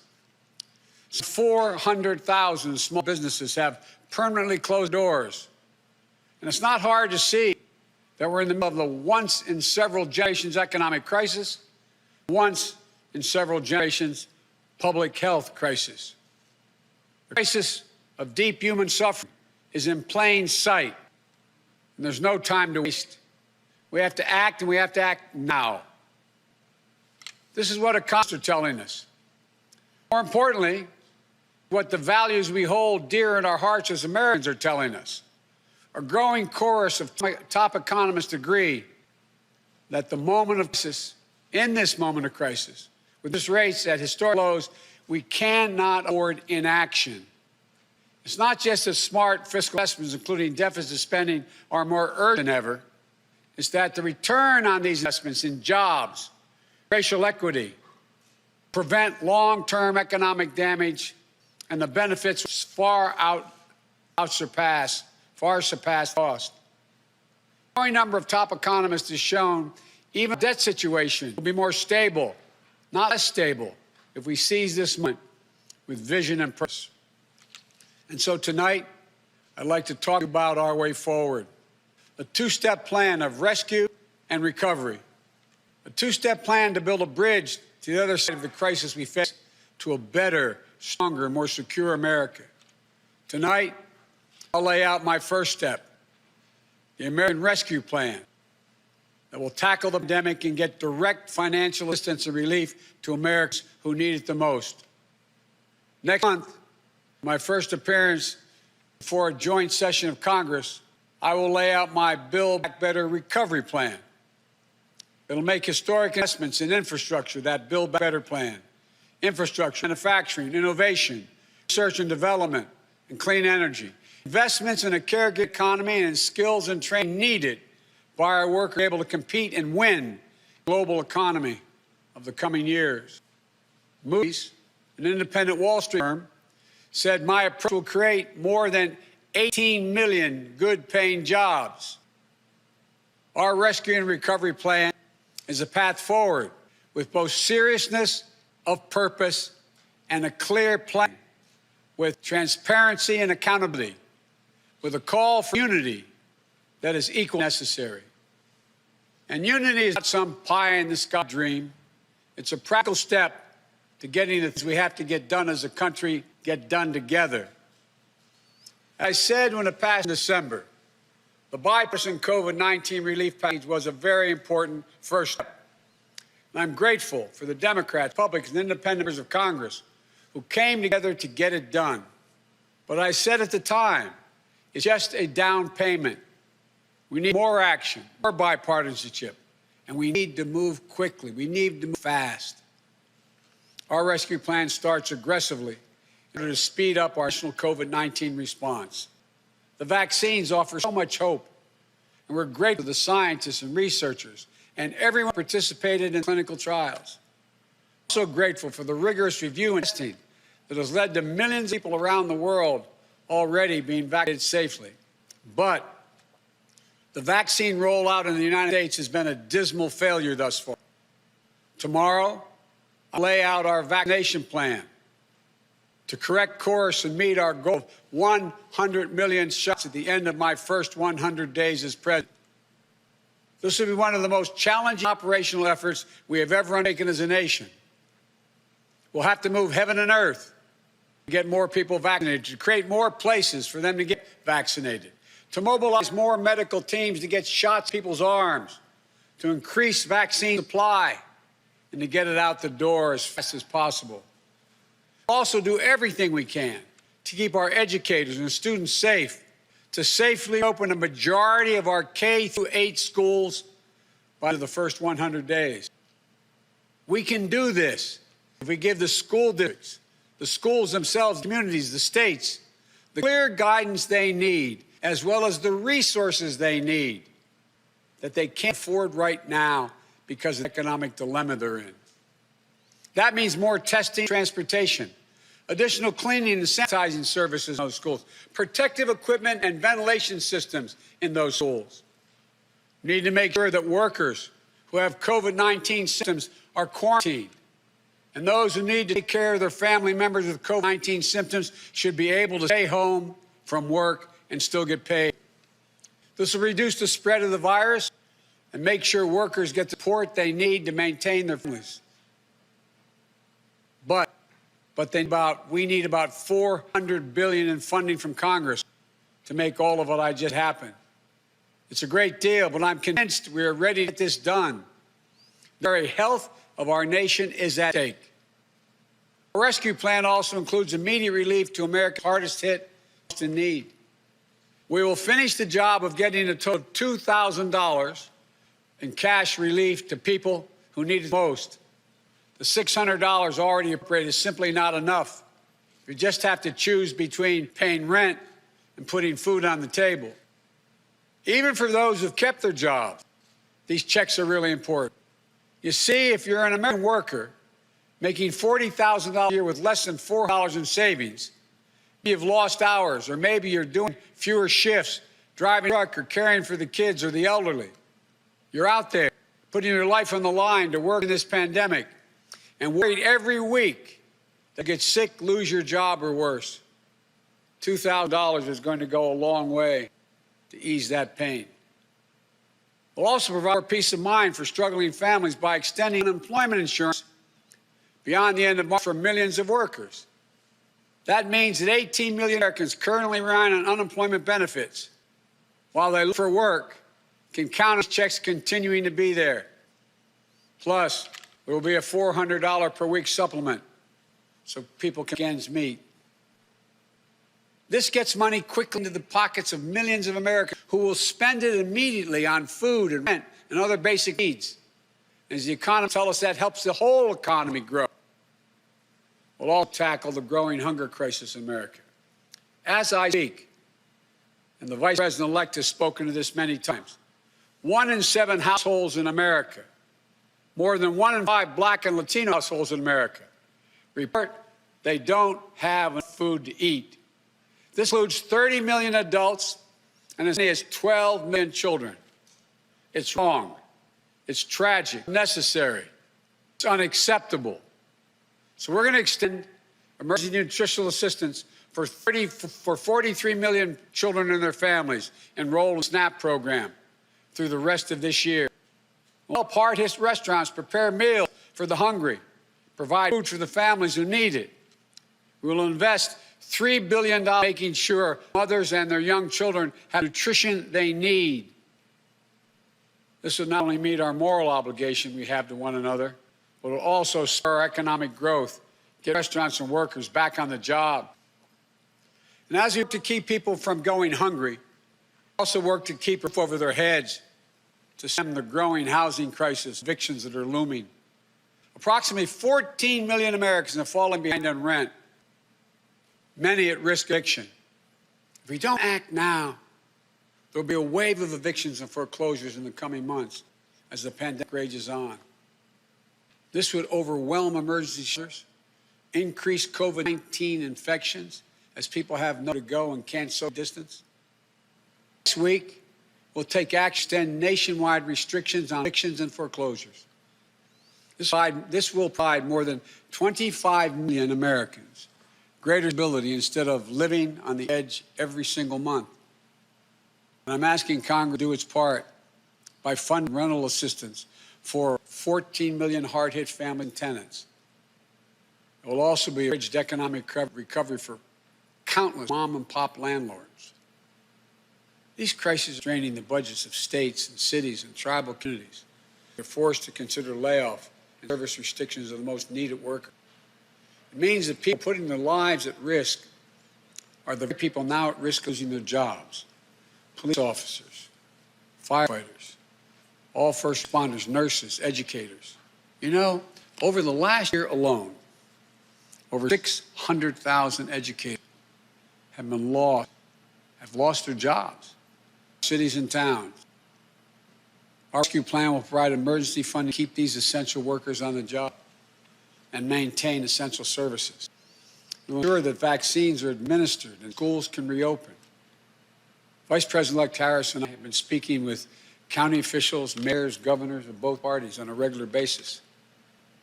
We're ready to work with them to help them get the relief they need. Our rescue plan will also help small businesses that are the engines of economic growth, our economy as a whole, the glue that holds communities together as well, hurting badly. And you realize they account for nearly half of the entire total U.S. workforce. Our rescue plan will provide flexible grants to help those hardest hit small businesses survive the pandemic, and the low-cost capital that will help entrepreneurs of all backgrounds create and maintain jobs, plus provide essential goods and services that communities depend upon. Last week, I laid out how we'll make sure that our emergency small business relief is distributed swiftly and equitably, unlike the first time around. We're going to focus on small businesses on Main Street. We'll focus on minority-owned small businesses, women-owned small businesses, and finally having equal access to the resources they need to reopen and to rebuild. And we will be responsible with taxpayer dollars, ensuring accountability that reduces waste and fraud and abuse like we did in the Recovery Act that I administered in our administration. Direct cash payments, extended unemployment insurance, rent relief, food assistance, keeping essential frontline workers on the job, aid to small businesses. These are the key elements to the American Rescue Plan that would lift 12 million Americans out of poverty and cut child poverty in half.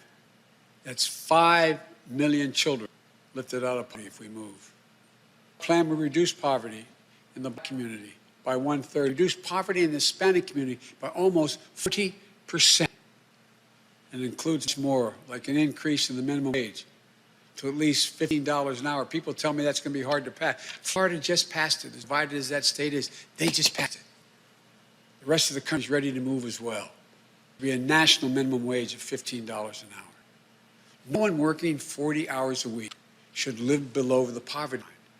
And that's what it means. If you work for less than $15 an hour, work 40 hours a week, you're living in poverty. It includes access to affordable child care that will enable parents, particularly women, to get back to work. I look forward to working with members of Congress of both parties to move quickly to get an American Rescue Plan to the American people. And then we can move with equal urgency and bipartisanship to my Build Back Better Rescue Plan that I will call for next month to generate even more economic growth. American manufacturing, the arsenal of democracy in World War II. It will be so again. Imagine a future made in America, all made in America, and all by Americans. We'll use taxpayers' dollars to rebuild America. We'll buy American products, supporting millions of American manufacturing jobs, enhancing our competitive strength in an increasing competitive world. Imagine historic investments in research and development to sharpen America's innovative edge in markets where global leadership is up for grabs. Markets like the battery technology, artificial intelligence, biotechnology, clean energy. Imagine confronting the climate crisis with American jobs and ingenuity leading the world. It's time to stop talking about infrastructure and to finally start building an infrastructure so we can be more competitive. Millions of good paying jobs that put Americans to work rebuilding our roads, our bridges, our ports, to make them more climate resilient, to make them faster, cheaper, cleaner, to transport American-made goods across our country and around the world. That's how we compete. Imagine millions of jobs in a caregiving economy to ease the financial burden of caring for young children and aged loved ones. Let's make sure our caregivers, mostly women, women of color, immigrants, have the same dignity that they deserve. So we do these bold, practical things now. You know, I know what I just described not come cheaply, but failure to do so will cost dearly. The consensus of leading economists is simply cannot afford not to do what I'm proposing. Independent, respected institutions from around the world, from the Federal Reserve to the International Monetary Fund, have underscored the urgency. Even Wall Street firms have reinforced the logic. If we invest now boldly, smartly, and with unwavering focus on American workers and families, we will strengthen our economy, reduce inequity, and put our nation's long-term finances on the most sustainable course. And we're making permanent investments, recurring investments. As I said in the campaign, we will pay for them by making sure that everyone pays their fair share, not punishing anybody. We can do it without punishing a single person by closing tax loopholes for companies that ship jobs overseas, or to allow American companies, 90 of them, top Fortune 500, pay zero in federal income taxes, asking everyone to pay their fair share at the top so we can make permanent investments to rescue and rebuild America. It's the right thing for our economy. It's the fair thing. It's the decent thing to do. We not only have an economic imperative to act, I believe we have a moral obligation. In this pandemic, in America, we cannot let people go hungry. We cannot let people get evicted. We cannot watch nurses, educators, and others lose their jobs. We so badly need them. We must act now and act decisively. My fellow Americans, the decisions we make next few weeks and months are going to determine whether we thrive in a way that benefits all Americans, or they stay stuck in a place where those at the top do great, while economic growth for most everyone else is just a specter sport, and where American prospects dim, not brighten. These investments will determine whether we reassert American leadership and outcompete our competitors in a global economy. We're better equipped to do this than any nation in the world. Or whether we watch them catch up and pass us by. Together, I know which path we'll choose. And that includes all Americans, so we can own the 21st century. But even with all of these bold steps, and they take time to get where we need to be, there will be stumbles. But I will always be honest with you about both the progress we're making and what setbacks we, and there will, and here's the deal, the more people we vaccinate, the faster we do it, the sooner we can save lives and put this pandemic behind us and get back to our lives and our loved ones. And the sooner we can rescue and rebuild the American economy, the biggest and most profitable engine in the world. I know it's been nearly a year that tested us beyond measure. For all of you who lost someone, my heart goes out to you. I know that feeling looking at an empty chair at the table. All of you who fought in hard times, I know you can never get back what you lost. But, as president, I know that every day matters and every person matters. From the very first, to the nearly 400,000 lost American souls and counting, to the millions of you just looking for a fighting chance in this economy, I promise you, we will not forget you. We understand what you're going through. We will never, ever give up. And we will come back. We'll come back together. Well, we didn't get into all this overnight. We won't get out of it overnight. And we can't do it separated and divide nation. The only way we can do it is to come together as fellow Americans, as neighbors, as the United States of America. And when we do, there's nothing beyond our capacity. I've said this many times. When America acts as one, there's never been a single thing we've been able to do, no matter how consequential the issue has been. Out of all the peril of this moment, I want you to know, I give you a word, I see the promise as well. We've seen clearly what we face now. I remain so optimistic in America. As optimistic as I've ever been. We have everything we need, but the will must be demonstrated. So come Wednesday, we begin a new chapter. The Vice President-elect and I will do our best to meet all the expectations you have for the country and the expectations we have for it. I'm confident. I am really confident. Together, we can get this done. come out better off than when we went in crisis. God bless you all. May God protect our troops.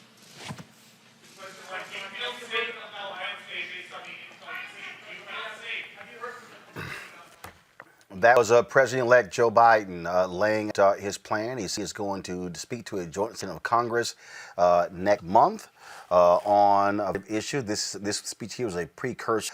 We heard him talk about for a $15 an hour minimum wage, saying it would pass in Florida. It will pass on the national level. Democrats now control the United States Senate 50-50. Vice President-elect Kamala Harris could break all ties. My God, I got what it was like to actually listen to somebody who's going to be in the Oval Office give a speech without congratulating themselves, without sniffling, and also having a sense of empathy and speaking in complete sentences. Absolutely. I think it was really important for him to give this speech. I understand that people probably want to hear more about condemning the insurrection and the attempted coup, but what the Biden-Harris administration has that's unprecedented is impeachment of the prior president over the start of their term. So they have to do something to take control of the narrative. They have to do something to really outline what their vision is that's not just about Trump. And, we're not going to be able to turn the page from Trump. Obviously, there has to be accountability for that, which Joe Biden and Kamala Harris have already been supportive of an impeachment trial that is not 100% of the Senate's business, but, at least give them half of their agenda. And so I think it was a very well detailed plan. I think one of the most important things he said was that essentially they're going to do this spending from the deficit. And I think so often where Democrats have negotiated against themselves, trying to get quote unquote bipartisan support, which usually means one at most vote from the Republicans.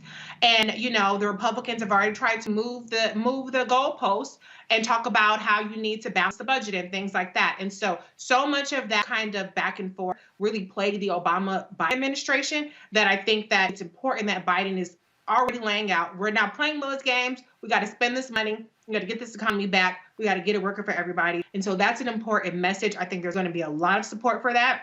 And he needs to use his incredible political capital to make sure that they keep the pressure on people like Joe Manchin, make sure they keep pressure on people like Connor Lamb and Abigail Spanberger, who are in this House, who are getting all these kudos right now, but make sure you keep that energy and unite with the Democrats when it's going to get something done. I think it was a great, detailed plan, and they have to really power forward with this economic message. And to that particular point that Reese made, Erica, Republicans all of a sudden are going to reclaim the whole fiscal conservatives, where they haven't given them about the deficit. It exploded over the last several years with Donald Trump there. Republicans have runaway spending. So, yeah, I'm not really trying to hear any of them all of a sudden talk about the nation's debt.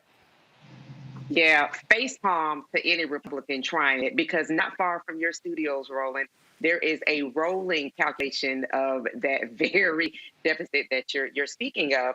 And I want to say, one of the things that he talked about, not only acknowledging the nearly 400,000 souls who are no longer here to bear witness to what is happening and to be with their families, but that he also talked about food insecurity, which I think is something to continue to make sure that that's lifted. When, over the summer, we were looking at nearly a quarter of this nation's children that were already suffering, but were suffering even more because schools were closed. There was not much in-person learning that was happening. And so you had kids that were depending on hot meals, summer program, from some type of service. Those services were rolled to the pandemic and other issues where they weren't seeing the kind of donations and support seen in a pre-COVID economy. So to say that effectively SNAP benefits, that extended benefit period, an increase will continue on for a time, I think is very important and let me be very clear. Anybody who has a damn problem with any type of welfare benefits, you may also get the face palm too, because when he talked about these 4,500 companies that pay $0 in federal taxes, that is exactly zero. And all of us that receive any type of paycheck, whether you are an entrepreneur or you work for someone, you have to either pay quarterly business taxes or you pay taxes out of your check even before you see all of your money, because the government does not trust you to actually give up those taxes.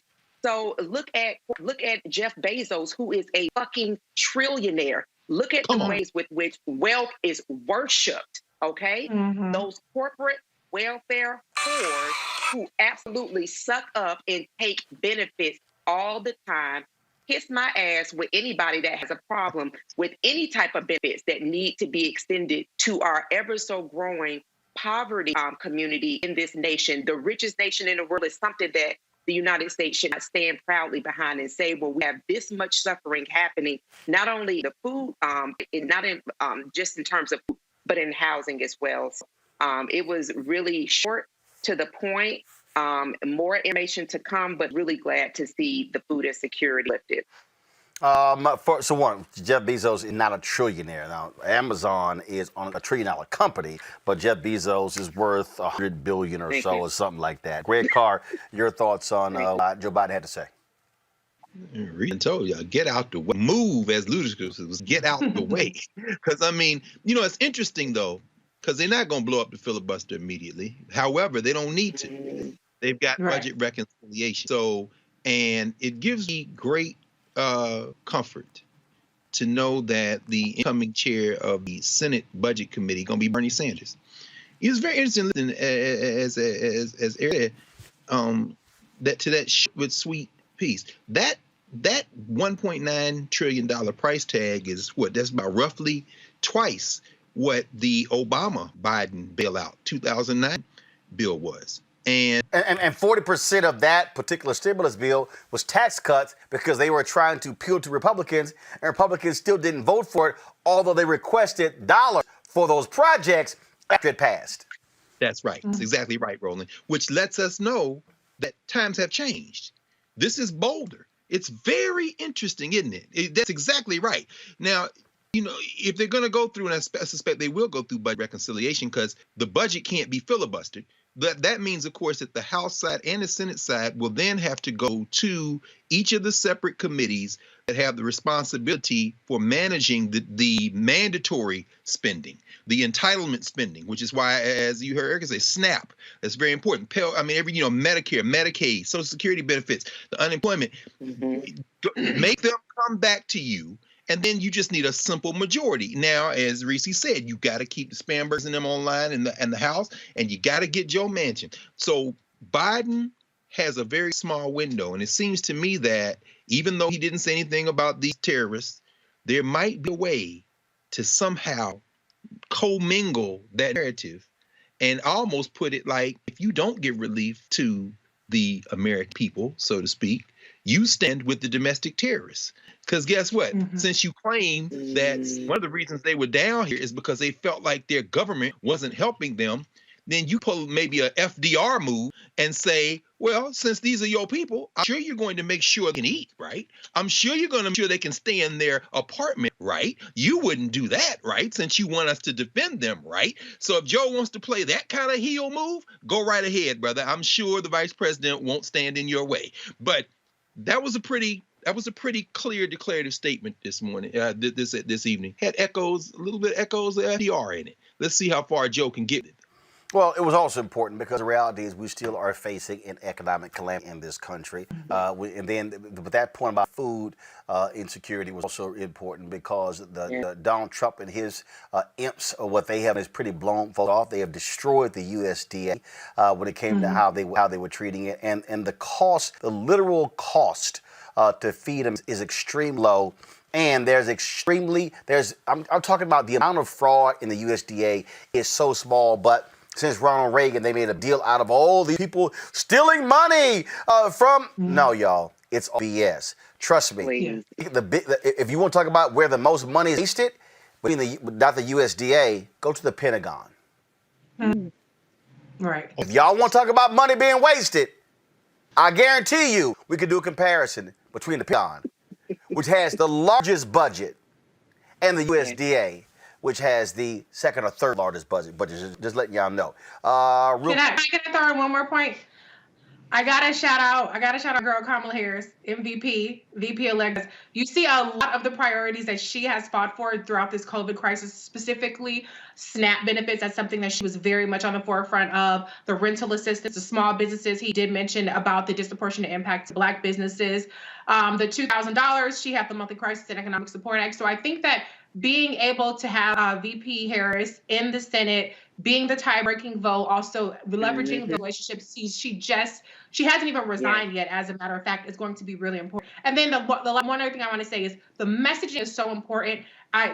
Even though Trump has been an enemy to the SNAP, I don't know if you guys recall during the election, he required letters go into the food boxes that they were getting. And so this is one of those things where Democrats, it sounds like Joe Biden, President-elect Joe Biden, are starting to get that you have to message who is out there actually helping the people, who's putting more money in your pocket, who's putting more food on your table, because they have not successfully done that. And even when Donald Trump has decimated all these programs, he's gotten the credit for being better on the economy. That's something that has to change, and it has to change within the next couple of weeks, because your window, as Dr. Carr pointed out, is very small, and people's attention spans are very short.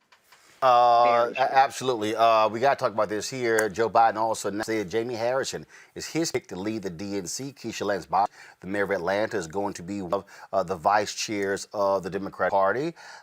Erica, your thoughts about that? I remember that kind of being in the rumor wheel some time ago, right after he unfortunately lost his for Senator of South Carolina. So I think that one thing that kind of is pretty interesting for me around Jamie Harrison, he's out of the list of course now coming into majority whip Jim Clyburn out of South Carolina. But so there was a rural path that he had started. I think it was called Dirt Road. To roll up rural communities and make that folks that are running for office really do receive some of this kind of, I would say, the Roland Martin unfiltered, so to speak, that we see across Main Street as, of course, the failed and athlete run of a McGrath. But having people like Charles Booker, people who effectively are from the people, for the people, being able to be lifted up and lifted forward. So I think with the marriage of all of the experiences that he's had and that he has effectively run a campaign and work with different people on the ground, great political directors, shout out to Bree Maxwell, and different people that really did work to give face to Jamie Harrison and his campaign. I think it's a good selection. Reese. I'm always rooting for everybody Black, particularly credentialed Black people that are qualified. I do have one concern with Jamie Harrison, and that relates to the North Carolina Senate race, where he formed a fundraising pact with Cal Cunningham over Erica Smith, who was the Black woman running there, who was polling and who was beating Tom Tillis in the polling. And so I'm not going to hold that against him. But what I do want to see from Jamie Harrison is a tangible plan to rectify the fact that now that VP Harris is going to be leaving the Senate, we will have 0 Black women in the Senate. This is not something that's going to self-correct. It's not going to inevitably correct in 2022.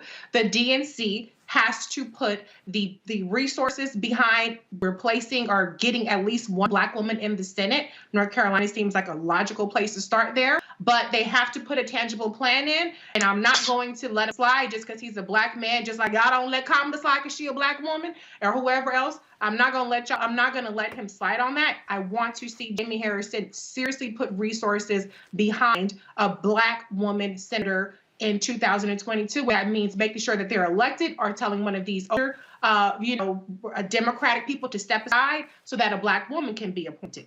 However you get it is how we need to get it. So that's what I'm going to be looking to from Jamie Harrison. Greg. So congratulations.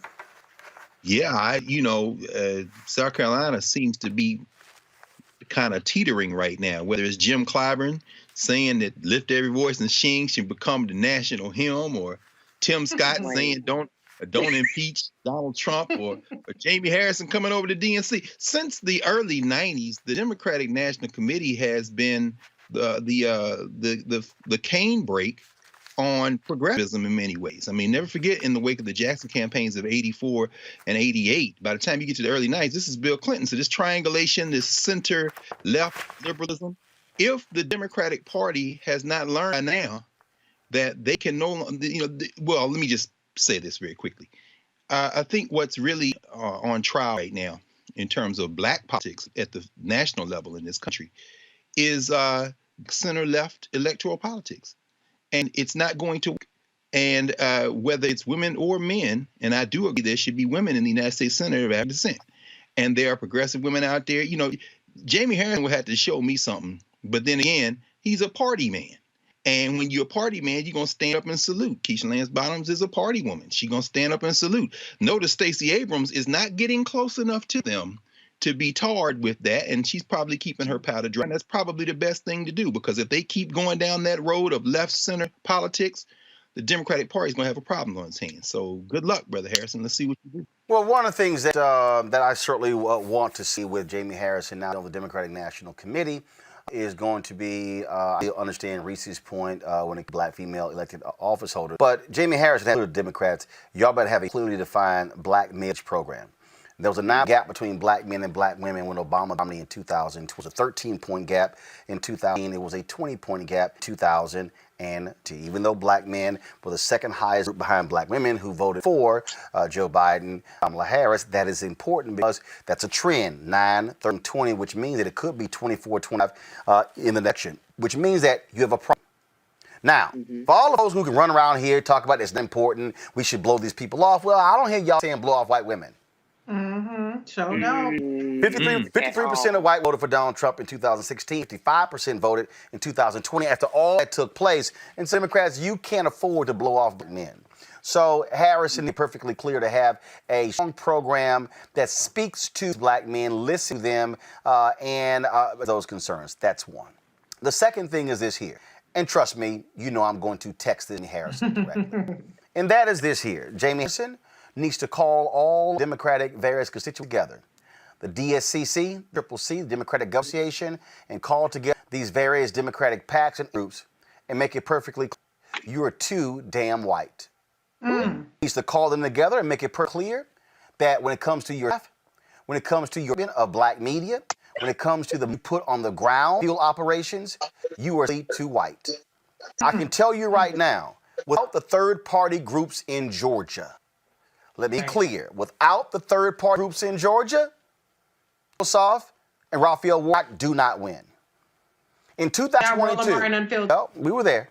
In 2022, understand, U.S. Senate seats in Pennsylvania and North Carolina, Wisconsin are going to be available. Rubio in Florida. Democrats, you can't win those 4 states unless you have a strong ground game targeting black people in Philadelphia and Pittsburgh and targeting black folk in Milwaukee and, of course, in Broward County, Miami-Dade County in Florida, as well as all around the state of Carolina. But the last point is this here, and that deals with money going to black media outlets. I'm not saying black targeted outlets. I'm not saying the Biden campaign had Complex and iHeart on their list in terms of targeting African Americans. Let me be clear. I understand black outreach. I understand black audiences. But since black media cannot go and build capacity, it's because we don't get those dollars. And see, and let me be real clear. Because did we receive Biden campaign money? Yes. Did we receive DSCC money? Yes. But was it enough? The answer is no. And we delivered. We know those who did not deliver. So, be clear, we're not going to be talking about waiting until 2022 to answer those questions. No. There has to be reckoning inside the Democratic Party. Because if you do not put money on the ground where the people are, you need to stop listening to those white media consultants who get paid media buys and understand you should be expanding the majority. And also remember, it is historic.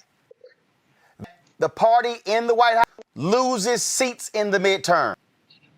Elect Joe Biden, Vice President-elect Kamala Harris, do not do what President Obama and Vice Biden did in 2010. Come on, brother. Because one of the reasons why you have a conservative Supreme Court, a 6-3 majority, is because Obama and Biden did not lock load and turn their people out in the 2010 midterm. The reason Republicans solidified their control over state legislatures, the reason they controlled 31 governor's mansions dates back to the T10 midterms. So Jamie Harrison, you have your work out for you. Trust me, if the party listen, hire, and spend on people, you are not going to have a Democratic majority House and the Senate January of 20. This down, it happens, don't say it. No one said it. All right, folks, that is it for us. Let me do this here. I got to read this here. Zoom in on this for here. This smooth dressing alpha here sent me this here. Join our Bring the Funk fan club. Specifically said, read on Thursday. This is from Carl E. Jordan. Again, I really enjoy your show. I work at night, so I watch and listen to the replay while I'm driving. However, on some Thursdays, I wake up, watch you live. So I comment to you and my favorite panel, Dr. Carr, Reese, and Erica. All I can say is wow. You all are always on point, and you all compliment each other well. I love all your attitudes and knowledge. As I used to tell some of my Marines, I'll go to war and to battle with you all in a heartbeat, especially you, Miss Brass Knuckles Reese. LOL. So call me up when he says. So call me up when the mess hit the fan. Roland, here is $110.10 in support of your show to be a member of the Bring the Funk fan club. $50 for the first year, $50 for the second year equals 100 because you keep it 100. $10 because you and the Thursday panel, along with Robert Patillo on Wednesday panel, is a perfect 10. And 10 cents to prove to the naysayers that show is worth a dime. For a total of $110.10. Dr. Carr, please keep telling people to put money on this show. Roland, I hope to see you the next time you come to Georgia. Happy Founders Day to Alpha Phi Alpha. Now, he's not an alpha, but he damn sure dressed one. He said, I'm not an alpha. However, here's a picture of me honoring Dr. Martin Luther King Jr. and my brother and a couple of my friends who were alphas when I had to preach last year on your Founders Day. Lord, you can give this picture to my fly girl, Erica, and tell her this Marine wants to eat her fried salad. That is funny. God's blessing for your success. Minister Carl E. Jordan II. Y'all remember when Erica, when she left, y'all remember when we had Will Downing and Erica was talking about cooking salad. We ain't gonna never live that one down.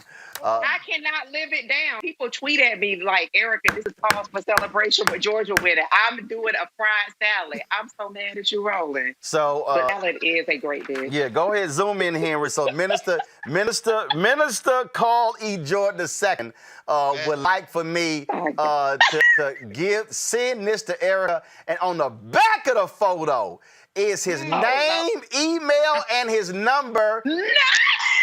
Hey, hold on. Let me cover this up. I'm not gonna put his email and phone number out there for public consumption. God. But you think I'm lying? Hold on. Let me do this here. Hold on now. Oh, yeah. No. Okay. Need your hand. Everybody. Go ahead. All I'm saying. God bless. Good night.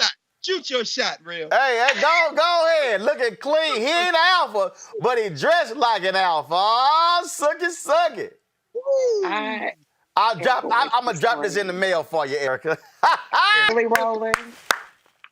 Y'all, I don't have time today. I've got to do a radio interview on KJLA, but I'm gonna do this real quick. I just want y'all to know, man, a ton of y'all sent in money orders and checks and everything over the last 5 weeks I was in Georgia. This literally are the letters and cards that people sent in. And so I'm going to read a few each day. I can't literally, as that many, y'all, I can't go through all of them. Delbert says, thank you for what you're doing. Keep up the good fight. Bless your staff. Please accept this small amount to assist your cause. Again, y'all, we got just tons of stuff. Cards from people. I mean, you name it. Folks who appreciate this show.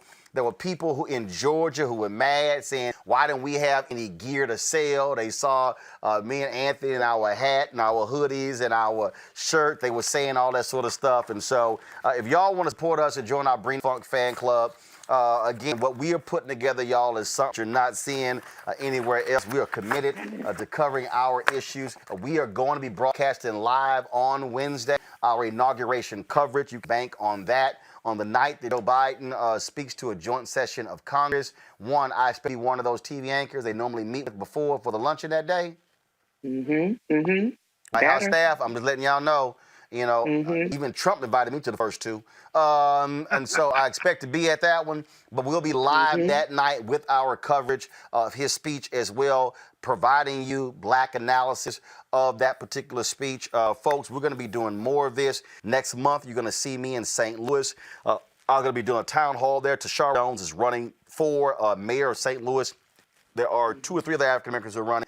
And so we're going to be covering stuff there as well. That's in February, and so we're all on top of this. And so y'all can support us. Y'all, it's more than almost 10,000 of y'all watching us live on YouTube, more than 2,000 on Facebook. Right now, it's 8,000 of y'all watching on YouTube. If every person on Facebook right now joins our Cash App, PayPal, Venmo, or Zelle, we can easily meet half of our goal 2021. So let me just put this. My goal is for us to raise $1 million who watch this show. 20,000 of our followers contribute an average of $50 each. That's $1 million.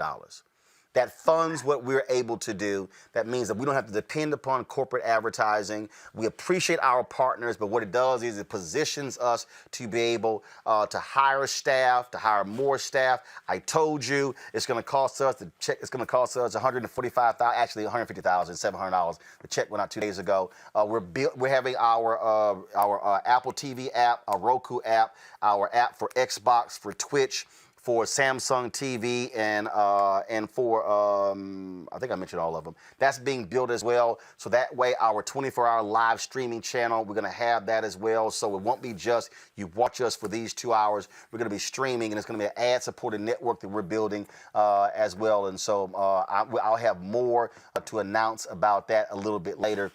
We want y'all to support us. Cash App is $RM Unfiltered. PayPal is ME/R Martin. Venmo.com/unfiltered. At Roland S. Martin. Everybody who has $50 or more gets a personal shout out from me, the show.